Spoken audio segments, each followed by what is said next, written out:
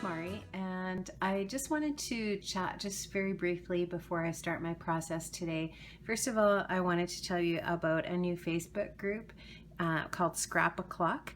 And if you would like to join this Facebook group, just go ahead and do that search in Facebook and ask to join. And this is just a place for you to share your projects and engage in scrappy chat, any kind of paper crafting projects really, or art journaling, whatever it is that you're up to in your craft room or your studio and you want to share your projects.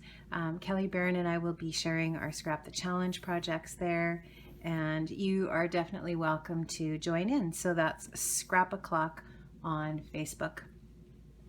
I also wanted to share a couple of the things that I used in my layout today.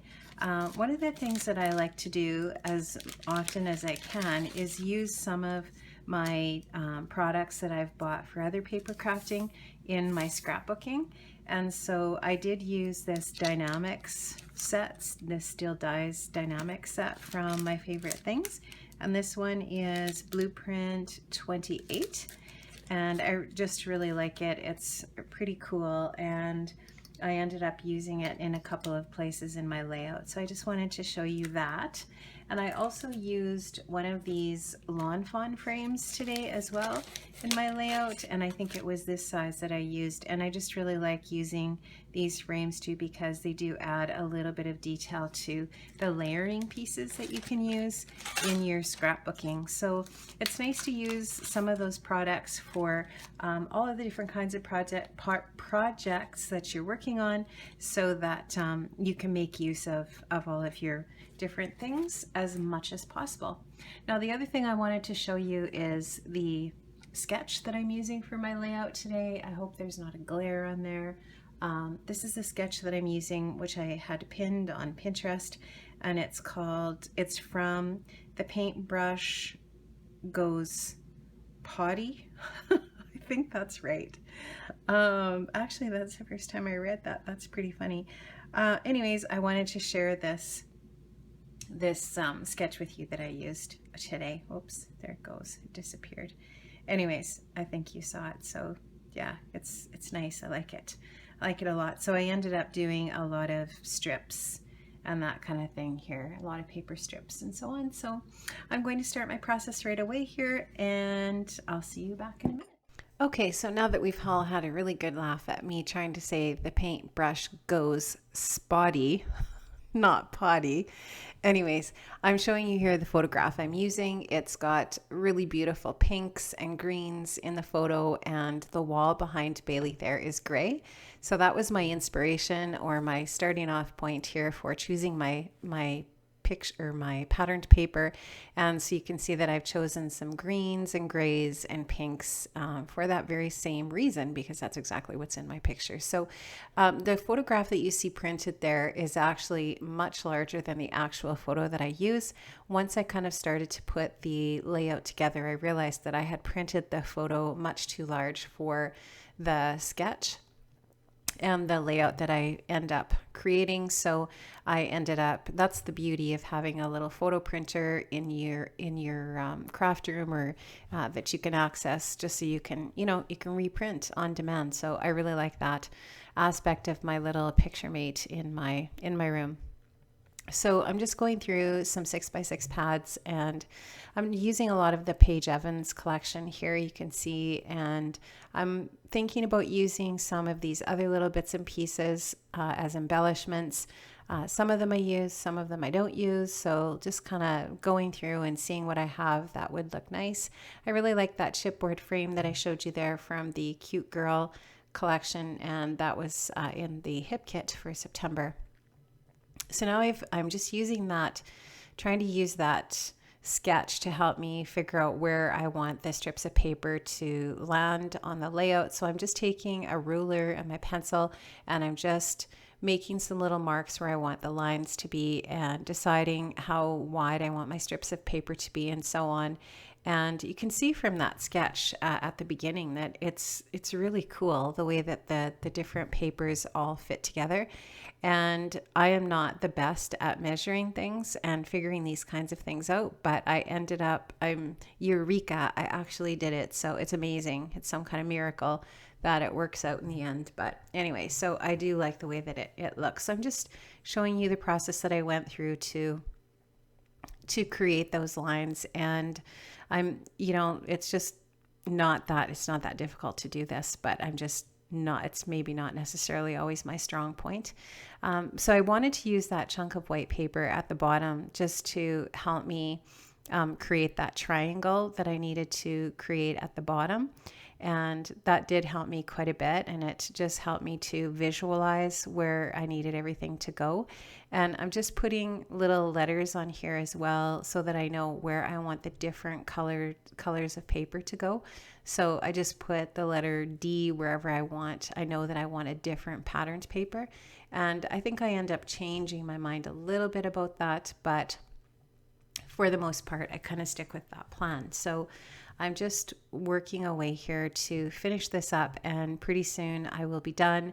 And I do cut my papers off camera just because it's kind of a tedious task. And I do have a really, really slow internet upload speed here. So I do tend to try to cut as much out of my videos as I possibly can while retaining the most important content, just because it takes too long for me to upload the video otherwise, which is frustrating, but it is what it is, right? So now you can see that I've created my strips, and I'm going to start to stick those down. And just using those same papers that I had showed you at the beginning, because they all have those colors from the picture in them. They just work, and I like how they look with a photograph once the photo's on the layout.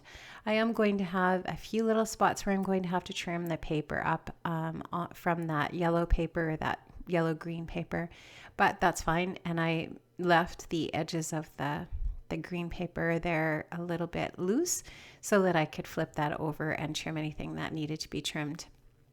Now I also just took a few pieces of non-pattern paper, so just solid cardstock in a really dark gray and a fuchsia pink, just to create some really thin strips, which was another part of that sketch that I really liked. And so I'm just going to use those as a little more of a contrast to the patterned paper there, and just to create a little more interest. Now I'm going to take this chipboard frame, and I'm actually going to use that to backing my excuse me, my journaling. So I just took a piece of white cardstock and measured it using the frame. And then I took that little piece of white cardstock, stuck it in my typewriter, and typed the journaling. And now I'm just going to glue my chipboard to that white cardstock as a little frame around it. It just finishes that off nicely. It's got a little bit of gold glitter on it too, which I end up carrying kind of in different spots throughout the layout. And now you'll see a few little places here begin to develop with that blueprints die from my favorite things that I was telling you about, that little tiny pink heart I cut using that die. And I'm going to use those little pink hearts in a few places on the layout. And now you can see the layers I've created just using some of the pattern paper. So that one piece, the pink ombre piece there behind the vellum, I used that little frame die on it, that Lawn Fawn die. And so it's got a little bit of that detail on it, which I really liked. And I used a punch on that dark gray, and then just that little polka dot pink paper. So I'm just working on creating a few layers for my photo mat. And now I'm just taking this glassine bag. You can see that I use some of those craft scissors to create a interesting edge on the glassine bag. And I'm going to use that as another layer here for my photo mat. So now I've got that all matted up. I'm going to just put some pop dots on the left side of the photo mat, just so that it's raised up off the layout a little bit on that one side.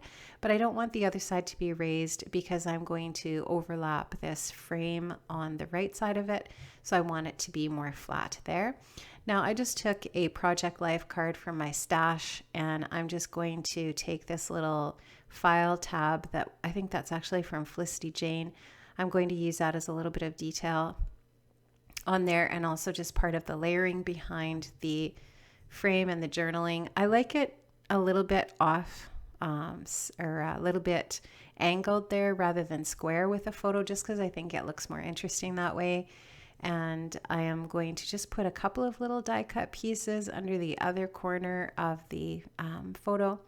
And I've got that little cute banner ribbon there from, I think that's from Dear Lizzie Saturday, that I'm using as a little embellishment on the photo corner as well. Now these are sort of more of the Blueprint 28 die cuts that I created, and I'm just going to use them to embellish the layout here and there with that really pretty fuchsia textured cardstock.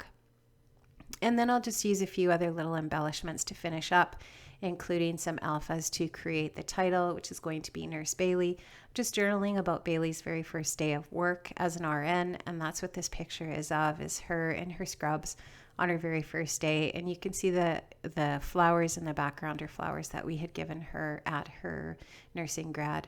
And the layout's going to be almost finished. And so here you can see that I'm just adding some splatters, and you can see a few little other embellishments that I added, including that layered sticker up at the top from Paige Evans' collection, a few other little glittery bits and pieces, and at the bottom in the right hand corner it says day 1.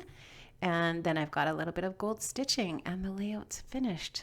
And so I hope you enjoyed this. I really love starting a layout from a sketch. It does really help speed up the process. So thanks so much for joining me today, and I'll see you another time. Bye-bye.